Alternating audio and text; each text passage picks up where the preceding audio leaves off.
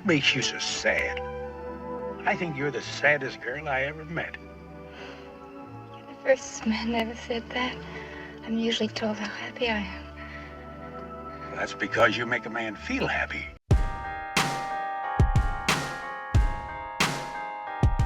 It won't be surprising to learn that Marilyn Monroe wasn't the name she was born with. Her given name was Norma Jeane Baker, and she was born and raised in Los Angeles, California, always with the shadow of Hollywood looming over her. For the earliest years of her life, she was raised by her mentally ill mother Gladys, and though the identity of her father has been speculated, even she never knew for certain who he was, and he never attempted to be a part of her life. What about it, ladies?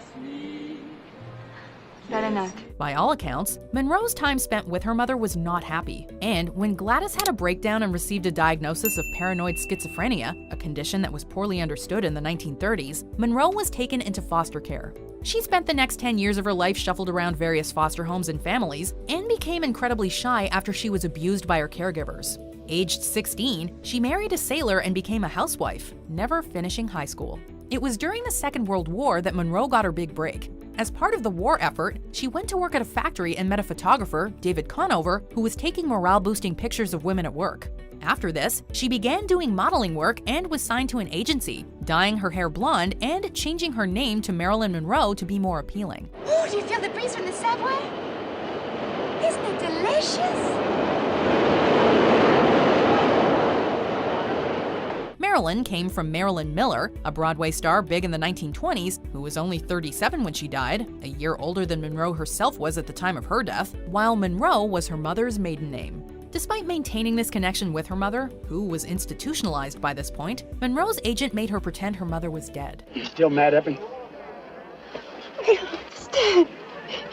People dying, and people just standing around. Don't you care? By 1946, she'd signed to 20th Century Fox, though they didn't think much of her at first.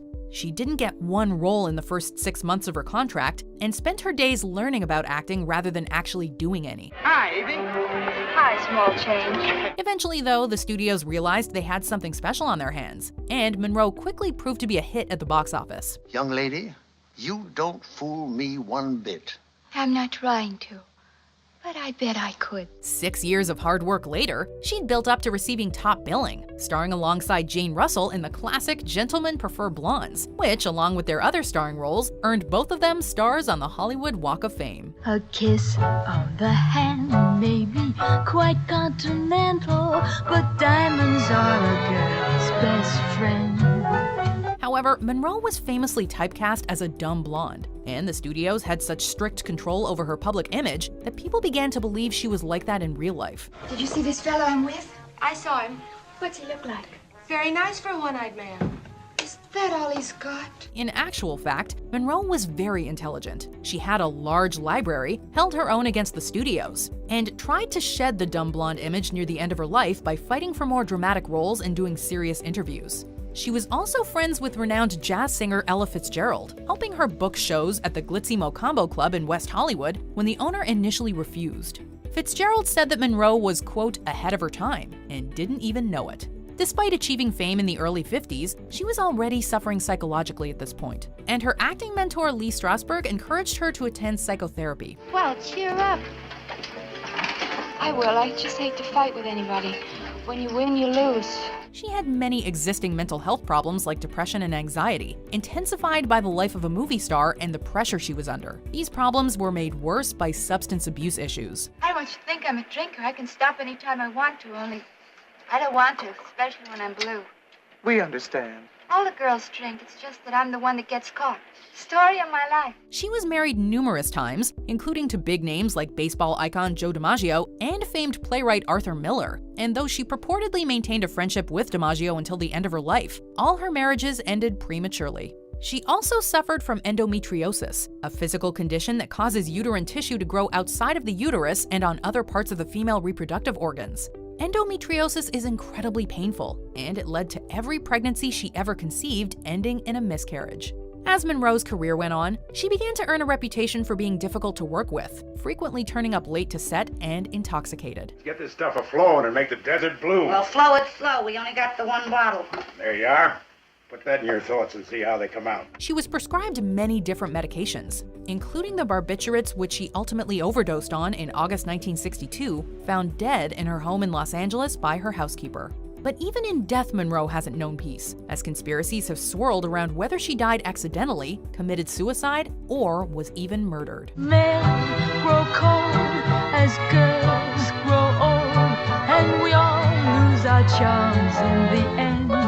From being used in Andy Warhol artwork and beyond, Monroe has remained one of the most famous and recognizable people in history, and a legend of cinema, despite her messy life. Her reputation and legacy are finally beginning to escape the dumb blonde cliché Hollywood so successfully manufactured, even if her image remains a profitable commodity. You know, of course, that diamonds are a girl's best friend, and this is our proof of it. Before we continue, be sure to subscribe to our channel and ring the bell to get notified about our latest videos. You have the option to be notified for occasional videos or all of them. If you're on your phone, make sure you go into your settings and switch on notifications. Hugh Hefner was interred next to Monroe after his death in 2017, despite the fact that in 1953, the very first issue of Playboy published nude photos of Monroe from her modeling years without her permission. And X-rays of Monroe have also been sold at auction, with many news outlets publishing them and running with the story that they prove she had plastic surgery. You hear about Marilyn? Poor thing. It's very upsetting. Can't say I'm surprised. A few things I know about her. You just don't imagine her ever being alone. She was so famous. Some people just hide in plain sight. Despite the sad story of her life and death, she was nonetheless a world-famous actress who performed admirably in beloved and iconic movies, and continues to inspire.